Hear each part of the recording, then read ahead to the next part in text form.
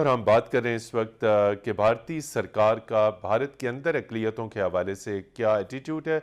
और इससे पहले जो अमरीकी मजहबी आज़ादियों के कमीशन की रिपोर्ट आई, उसमें हिंदुस्तान के अंदर जितनी रिलीजियस माइनॉरिटीज़ के साथ जो भारतीय सरकार की इस वक्त ट्रीटमेंट है, इरफान गौरी साहब, उसे नज़रअंदाज कर दिया गया और फोकस फिर रेडार पाकिस्तान के ऊपर लगा दिया गया। नमस्कार दोस्तों, स्वागत है आपका इस वीडियो में। दोस्तों, इस वीडियो में पाकिस्तानी मीडिया ये बात कर रहा है कि कैसे इंटरनेशनल लेवल पर सभी मुल्क इंडिया के साथ साथ पाकिस्तान की एक्टिविटीज़ पर पूरा ध्यान देते हैं और पाकिस्तान को अपने फोकस में रखते हैं। तो चलिए दोस्तों, वीडियो को देखते हैं। हिंदुस्तान नज़रअंदाज और फोकस में पाकिस्तान, ये इतनी बड़ी बड़ी वायलेशंस हैं जिनका जिक्र जाहिद हफीज़ चौधरी साहब ने किया, लेकिन अमरीकी जो मजहबी आज़ादियों के बारे में कमीशन की रिपोर्ट थी उसमें इसका कोई जिक्र नहीं था। तो ये डबल स्टैंडर्ड्स क्यों? जी मतीन साहब, ये इसमें देखें, ये बड़ी बदकिस्मती की बात है कि इंटरनेशनल कम्युनिटी ना सिर्फ ये, इससे पहले अगर आप ये देखें कि जो कश्मीर पे जो हुआ, आज 515 दिन में देख रहा था, हमारा वो जो क्लॉक लगा हुआ है, कर्फ्यू क्लॉक, 515 दिन हो चुके हैं। और उसके ऊपर अगर कोई रिपोर्ट आती भी, जैसे लास्ट ईयर की आप एमनेस्टी इंटरनेशनल की देखें, जो वो सारी चीज़ें होने के बावजूद इंटरनेशनल कम्युनिटी उतनी उस तरीके से सेंसिटाइज नहीं है, और ये बड़ी बदकिस्मती की बात है। और इसमें जो हम अगर देखें तो ये ऐसी सूरत हाल बनती जा रही है कि जिसके अंदर पाकिस्तान के ऊपर इंडिया का प्रेशर बढ़ता जा रहा है, और दूसरी तरफ इंडिया के अपने अंदर जो सूरत हाल बनती जा रही है, जो हम पहले बात कर रहे थे कि जिसके अंदर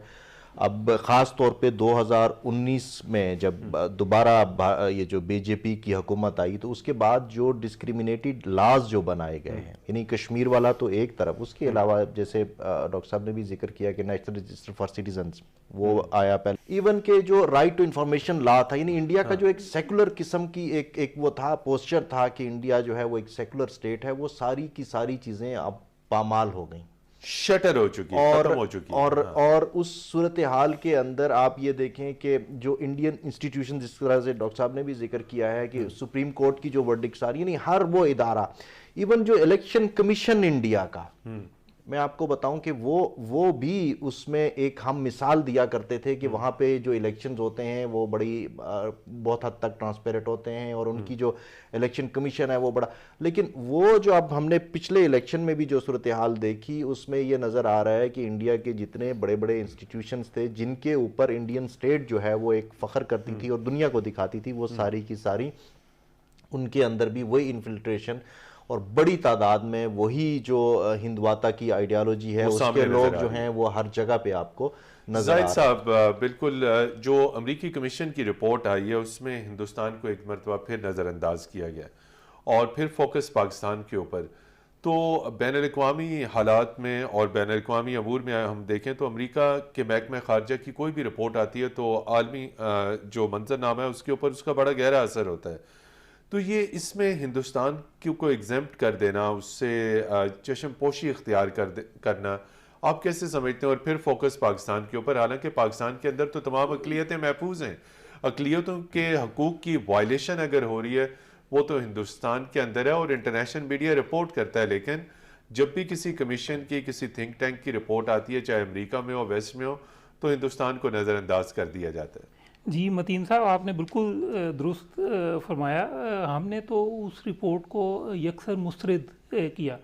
हम ये समझते हैं कि जी वो जो रिपोर्ट थी वो ऑब्जेक्टिव नहीं थी। रिपोर्ट के अंदर जो है वो इंडिया का, जिस तरह आपने कहा कि सर्टनली उसे ओवरलुक नहीं किया जा सकता। हम बल्कि ये समझते हैं कि पाकिस्तान के अंदर अगर कोई जो है वो माइनॉरिटीज़ रिलेटेड जो है वो इंसिडेंट होता भी है, आपको उसमें स्टेट की इन्वॉल्वमेंट कहीं पे नज़र नहीं आएगी, बल्कि स्टेट तो जो है वो इस तरह की वायलेशन के ख़िलाफ़ जो है वो एक्ट करती है और भरपूर कार्रवाई करती है। उसकी निस्बत अगर हम देखें, भारत में ये जो कुछ हो रहा है आज माइनॉरिटीज़ के साथ, वो सारा का सारा अंडर स्टेट स्पॉन्सरशिप हो रहा है। जिस तरह मैंने पहले भी कहा कि आज भारत के अंदर जो उनकी एक्सट्रीमिस्ट हिंदुत्व आइडियोलॉजी है वो परमिएट कर चुकी है उनके सारे स्टेट इंस्टीट्यूशंस में। जी नाज़रीन, प्रोग्राम दस्तक में एक मरतबा फिर खुश आमदीद। और जाहिद हफीज़ चौधरी साहब गुफ्तगू कर रहे थे हिंदुस्तान के जहराना रवैयों की, लाइन ऑफ कंट्रोल का जो पहलू है वो रह गया था, उसके ऊपर कुछ फरमाइए कि ये जो बढ़ती भी इश्तियाल अंगेज़ी है, पाकिस्तान की सिविल आबादी को निशाना बनाना, आज़ाद कश्मीर के साथ साथ इस वक्त हमने देखा कि सैकड़ों की तादाद में शहरी भी शहीद हुए हैं, हमारे आर्म फोर्सेस के जवान और अफसरान, उन्होंने भी कुर्बानियां दी हैं। लाइन ऑफ कंट्रोल पर बढ़ती हुई इश्तियाल अंगेजी आखिर किसी बड़े वाक़े का पेशखैमा साबित हो सकती है? मतीन हैदर साहब, सबसे पहले तो जिस तरह मैंने बात की कि जी भारत का इस वक्त जो रवैया है इंतहाई गैर जिम्मेदाराना रवैया है।